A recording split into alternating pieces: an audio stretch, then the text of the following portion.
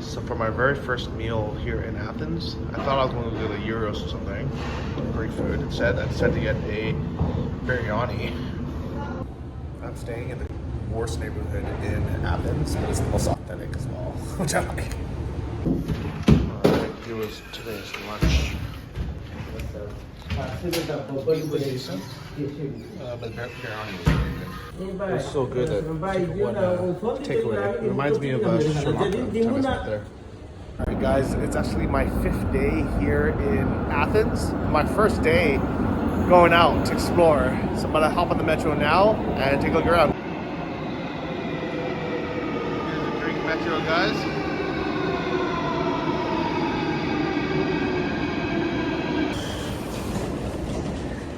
Metro. Change for length and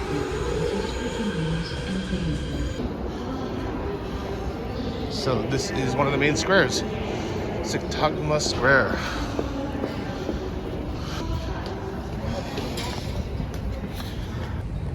So I've been to Athens maybe 5 years ago, but just for a few days, and I was surprised, and not in a good way. I always thought Athens and Greece was like this historical beauty, but actually, you can see it's kind of run down. It's I would say maybe the poorest country in the EU because they're at an economic crisis. So you have a weird mix of all this kind of beautiful old ancient architecture. You can imagine this square probably used to be really grand with fountains and poets, you know. There's orange trees everywhere. But this is actually the nicest part of Athens I've seen so far, to be honest, and it's not even that nice. It's funny that there's oranges everywhere, but I never see anyone eating any of these. There's like birds everywhere as well. Like, I wonder why no one ever eats any of these.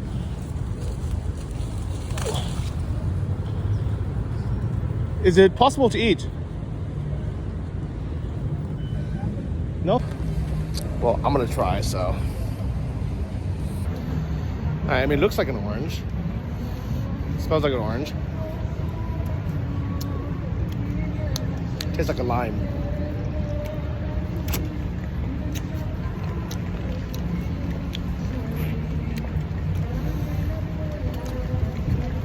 I kind of like it. That's why most people don't eat it, because it's really sour. Dozens of oranges just on the ground. A ton more of the trees that nobody even bothers picking. So this is the big metropolis of Greece, guys, of Athens. Alright, so for a quick breakfast at this little espresso bar, I got this cheese pastry thing.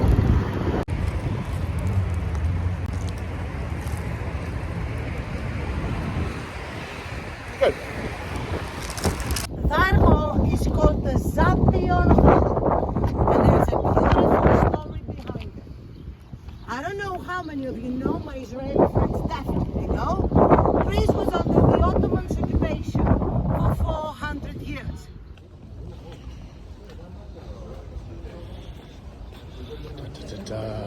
What the ancient Greek games were. To know everything there is to know about it. So let me start from the beginning. We just met the Zappas cousins with a beautiful hall. So here is the Greek amphitheater. So this one right in the center of Athens is actually where the marathon was was introduced in the Olympic Games. And it was because during one of the battles in marathon, when they won, they sent one of their soldiers running back to Athens to announce that they won. And that guy ran exactly, 27.6 miles or whatever the marathon length is. And he ran back here to announce victory. Then he died because marathons are really unhealthy. But to be fair, he was running from a battle and he had armor on, so that's why he collapsed. This, you can volunteer if you want to become a National Guard. I want you to know that National Guards are all over 187.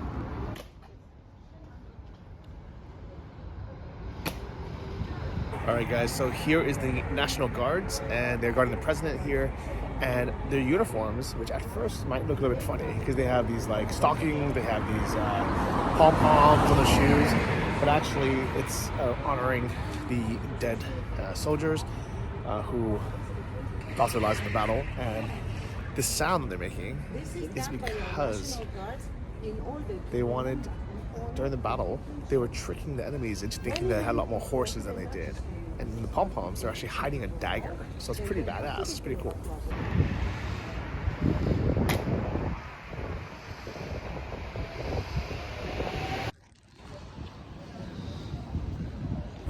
All right, so we were walking by a really old church and also a giant mega church called the Metropolis Church that has actually rebuilt in 1999 because the original one was built using the material from 72 other churches that they decided to knock down to build one mega church, which is the worst idea ever. They said it was cursed because it had collapsed twice, most recently in 1999, which really isn't that long ago. But now it's rebuilt with completely new material. But this is the old one that still stands.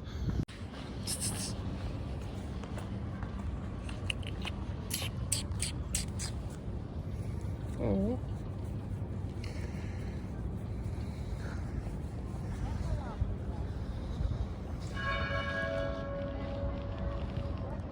How perfect was that sound effect? It's beautiful in here.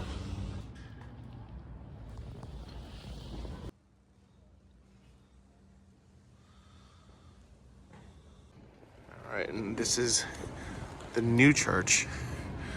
All new materials. Such a shame. Really beautiful doors and entrance.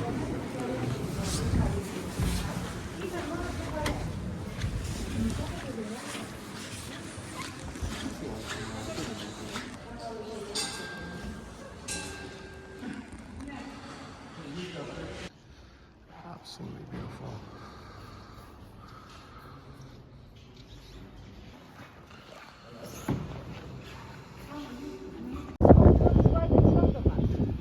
Those were the auditoriums where people could actually go inside and in privacy. At the end of the 2nd century AD, there was a Scandinavian tribe called the All right, so now we're having a nice Greek lunch. That's the meat diner. Really nice, enjoy it. Nice view as well. All right, here's the Acropolis. One of the most famous sites in Athens. So one cool thing is here in the metro, there's little museum pieces. And these were actually found and excavated while they were digging in the metro, which is why it took so long for Greece to get their own. But literally all these artifacts were dug up under this metro station. It's pretty cool, right? So as I walk home, let me show you guys around a bit. There's some nice cafes here in Athens. Shops and coffee shops. Beautiful place. So it's a weekend, so there's a bunch of nice little gifts and clothes and things for people. Here's some honey and cheese. Hello. Good morning. Good morning. Some pasta? Cheese? Oh, yes, please. From Creta, please. What type of cheese is it? It's a Graviera. Raviella, thank Graviera. You're welcome, sir. you. It's from Greece, yeah. Yeah, it's fine. I offered a few chikulia. Okay. Oh, what is it? It's a drink. Like alcohol? Yeah, it's few. Yeah. Oh, okay, okay. You're welcome, sir. And it's this one here, right? Yeah. Nice. What's the name? 1 liter. What's the name? Chikulia. Chikuya. Chikulia. Okay. It's a tradition from Creta. What is it made from? Ready? Made from corn, made from grapes? From grapes. From grapes? Yeah, Oh, nice. yeah, from grapes. Okay, thank you. Alright guys, I haven't had breakfast yet because it's like 10:30 in the morning, but we're gonna try some of this alcohol. How do you say cheers? How do you say cheers? Yeah, viva. Viva! Viva Greece! Oh, nice. Yeah. for women it's hard, but it's okay. Real bad. Yeah, for you also. So really nice people, nice little wine, little cheese and liquor for the morning, for breakfast. Ooh, that hit me hard, you guys. Definitely should have eaten something besides that little piece of cheese before we went, but yeah, this is cool. I like it. I think this is more liquor. I think this is what I had earlier. Very liquid. Hello, good morning. How are you? So this isn't wine, no? We have wine. This one is like blue wine with herbs. It's Okay. something different. We have a raki with pomegranate liqueur. So is this like a, it's like raki? Raki with pomegranate, yes. Oh, pomegranate. With Oh, nice. You want to Okay. try- you want to try it? Sure. Why not? Okay. Hello. Hi, good morning. Thank you very much. You're welcome. Join. This is my second shot at 10:30 in the morning. I didn't have breakfast yet. Okay. I have something for breakfast. I have raki with coffee. Is that a breakfast one? It's for breakfast. Oh God. It's a real juice, real Is it real juice? Yes. Oh wow. Okay. Yes, this is for breakfast. Coffee, Greek coffee, real Greek coffee with lime. Oh my gosh. Something different, yes. Guys, if you guys come to Athens, make sure you eat breakfast before you start going out because you're gonna get drunk. How do you say cheers again?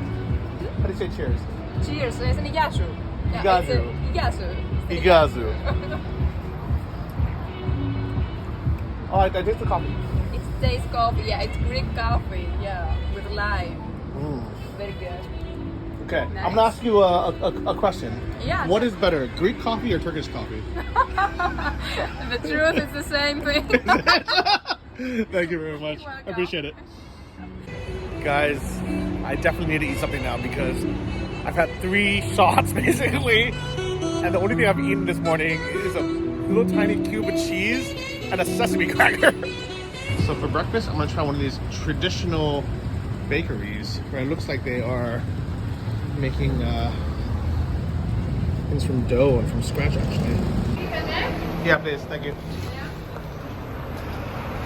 So it looks like they have a ton of different bakery things.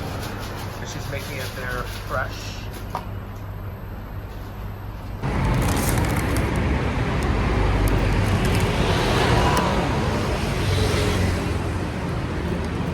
It's very tasty. It tastes exactly like something I would get in Ukraine. Like a chuburak almost. I like it, but it's basically fried dough with a little meat in there. Exactly what I would get in Ukraine. Stupid me, guys. I just realized why. This isn't Greek bakery. This is like a Slavic style bakery. That's why there's a Russian doll here.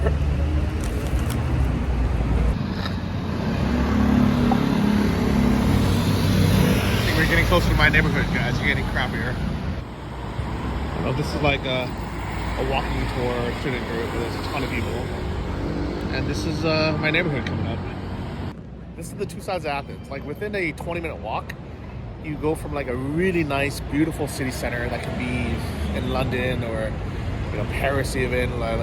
Then you go to like these abandoned lots, graffiti, homeless people, drug addicts, lots of just bad. Like look at these buildings. They're all like half of them are abandoned, not open. They're covered in graffiti. This is like their mall or something. But they have olives. That's a really good price in these olives too. So we have different types of local things here. Alright, so I bought some strawberries. I'm getting some figs now. Fried figs. Καλαμών, Calamon, yes. καλαμών, Uh-huh. τρούμπες Uh-huh. και πράσινες. Okay, can I take 1 calamon? Καλαμών. Okay, let's see what he got me. Alright guys, I always like supporting these local vendors. So for €6.50, I got half a kilo of strawberries, a little bag of dried figs, and some olives. But before I go home, I'm gonna have some fresh juice and a water. So I just noticed this sign here. Basically, these guys have been saved during COVID by some funding. Maybe that's why they can keep selling for so cheap. I cannot believe this is freshly squeezed juice for €1. euro, which makes it $1.10. So, guys, here we go, guys. The only thing I hate is they gave me a paper straw, which I think is a law here in Greece. But like, it's in a plastic cup with plastic bags. Like, but damn, this is tasty juice.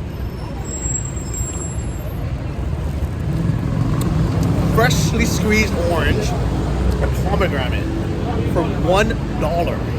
That's amazing, guys. Why am I not drinking this every day?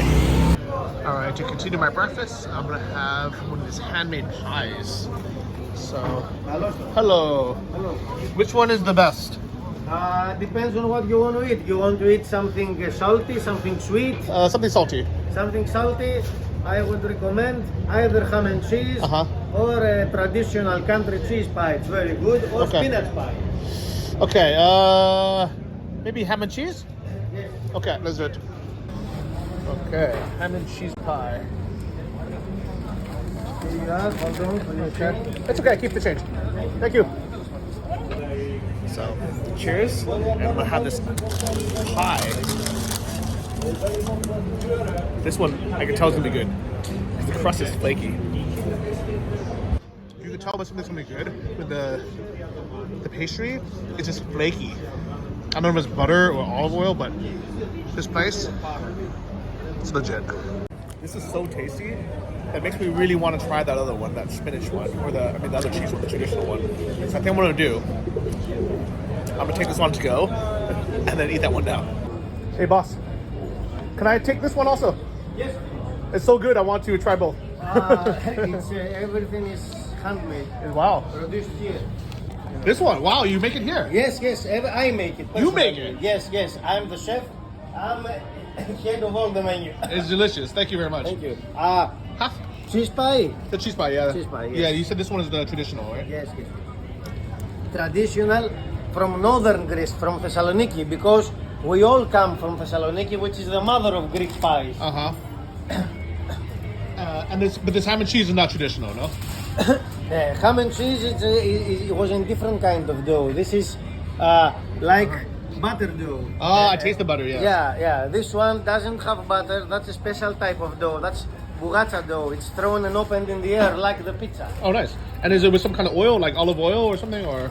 Yeah, there's olive oil inside, water, salt, and the cheese. It's two kinds of Greek cheese, feta and anthotyron. Okay, thank you. It's so nice that actually got to meet the chef, the baker, the owner. I don't know if he's the owner, but he maybe he's the owner. I mean, he's the only one working, obviously.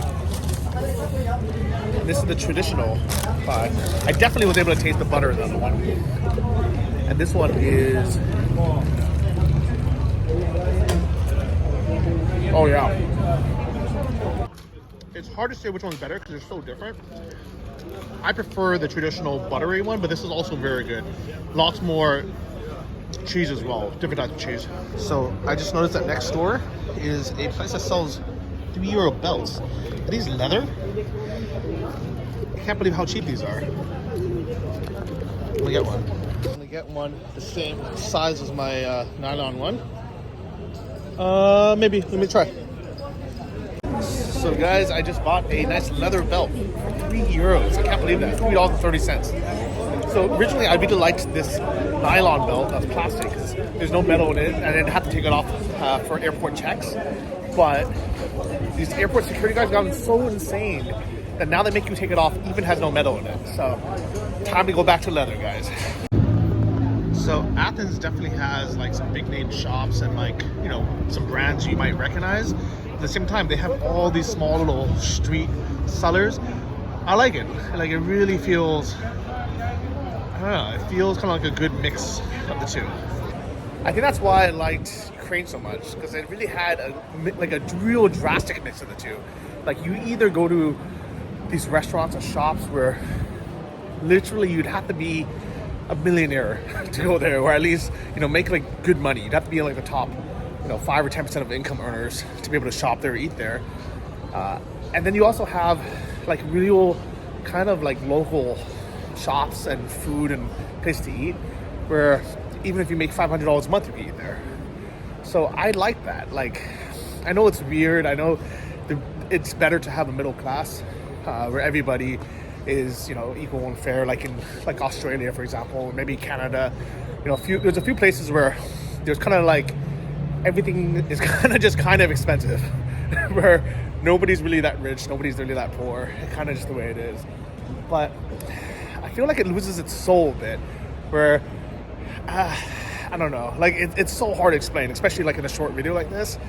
But even though it's bad to have you know, this juxtaposition, at the same time it does definitely make things more interesting, especially as a traveler. So I would say politically, if you can try to get more people in the middle class, that is better. So if I was, you know, somehow ever in politics, which I won't be, that's what the goal would be, to get people into the middle class. Get rid of the ultra rich, get rid of the ultra poor, kind of get everyone in the middle. But as a traveler, if you come from a country where you have money, where it can go a lot further, go to those countries. Because first, it helps support their economy when you bring in your US dollars or Australian dollars, and we have more spending power. But then second, it just makes it really interesting as a traveler versus going somewhere where like everything's kind of the same, right? Like as an American, going to Sydney is like kind of like going to LA. It's not that different, you know?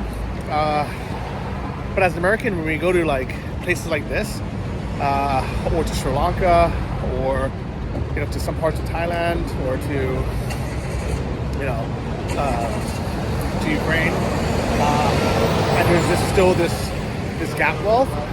Not only is it good for the economy because you're bringing in money, but also your money just goes a lot further, and you just you can just, you know, buy all the stuff.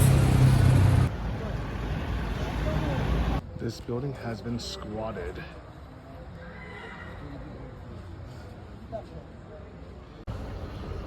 All right, so today I am leaving the city of Athens. I'm going to Piraeus by metro. And I'm going to be going from downtown Athens to the second to the last stop, right next to Piraeus. This comes in 1 minute. And it's a good thing because there's no cell service in any of the metros or metro stations in all of Athens.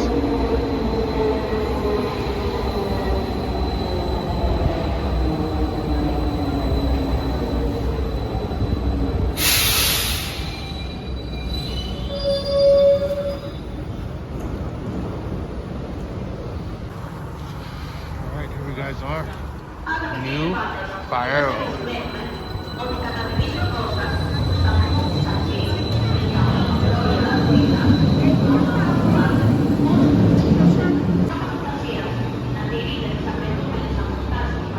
Guys, I'm in the middle of nowhere. It's like next to a highway, and I can either walk through a dark park at night or walk alongside the highway to get there.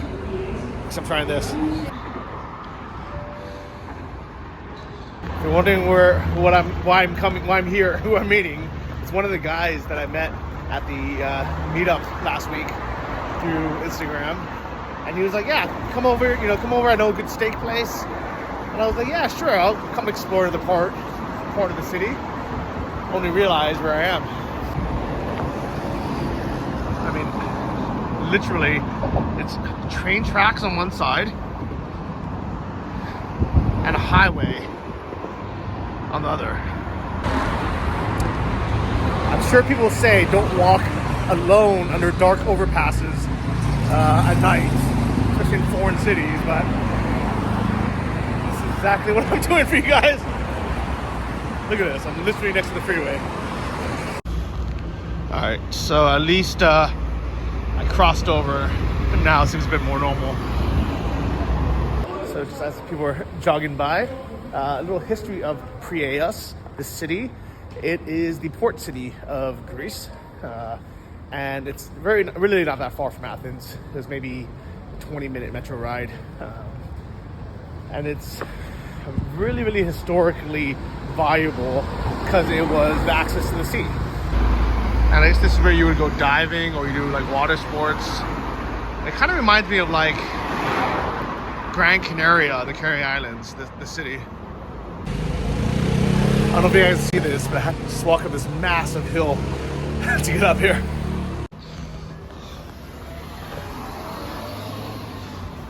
This looks so different than Athens. This is my first time seeing the sea since I've been here. I can absolutely see this being a beautiful place to hang out during the summer. For like right in this little bay with all these sailing boats, little yachts, restaurants, ice cream stores. So here we are. We have some really nice restaurants with the yachts in the background.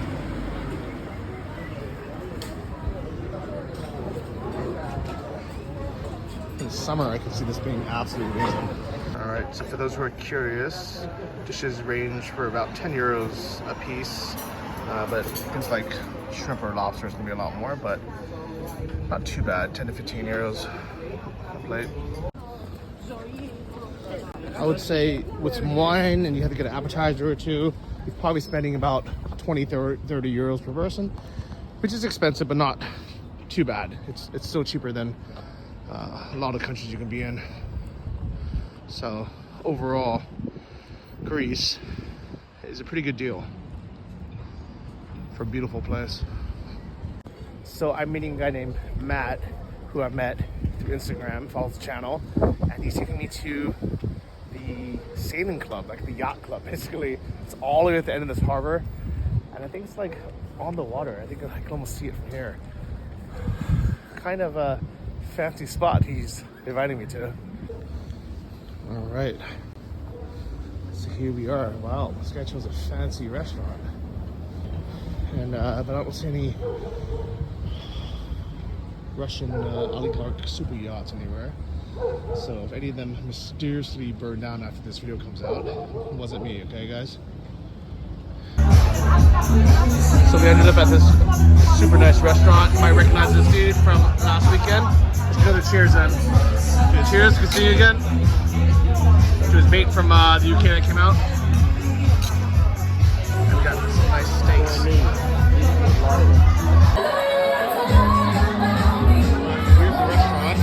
I'm not that big of a fan of super loud music in restaurants, but it was a cool spot. Guys, absolutely not a fan of blaring loud music while I'm trying to eat, but these guys are early 20s, so that's their spot. That restaurant inside is definitely super cool, but for me, I'd rather have a peaceful, quiet walk out here on the docks. It's kind of more my vibe nowadays. Steak was pretty good though. But I can see why people like partying up there and having drinks. All right guys, so I hope you really enjoyed how Athens looks like so far, as well as the town of Piraeus. But we have to remember that while we are in relative comfort, wherever we are watching these videos or making these videos, we have a lot of displaced Ukrainians around the world. Literally millions have been displaced from their homes. Luckily, we have great people like my friend Anastasia, who is helping. She is a teacher, and she's actually Ukrainian, but now she is teaching refugee students in Bucharest, Romania. Romania is right under Ukraine, so a lot of Ukrainians fled there, and actually 227 little kids basically were out of school. So her and her colleagues have teamed up to teach these kids, but they need funding. They need money to hire more teachers, to pay for their salaries. They also need supplies. So what I've done is I've sent her 30,000 hryvnia, which is a little over $1,000 from the GoFundMe to help support the school and to support the kids. And I've also written a blog post and shared it. So if you want to share it or if you want to donate, that'd be awesome. So that is this week's update on where some of the money from GoFundMe is going. Thank you so much again for all of you who have donated. That money is really making a difference, because even though there's literally millions of dollars going to help refugees, a lot of it is going to big programs that don't reach little schools. And if they try to apply for that money, it takes a long time. It's really hard to get funding directed towards, programs like this, but this really helps. It helps fast, it helps quickly and helps directly. So thank you so much for donating. If you want to donate, I'll have the information in the blog post below, or you can donate to the GoFundMe, and that will go to more programs and people like this. Thanks again. I'll see you in the next video. We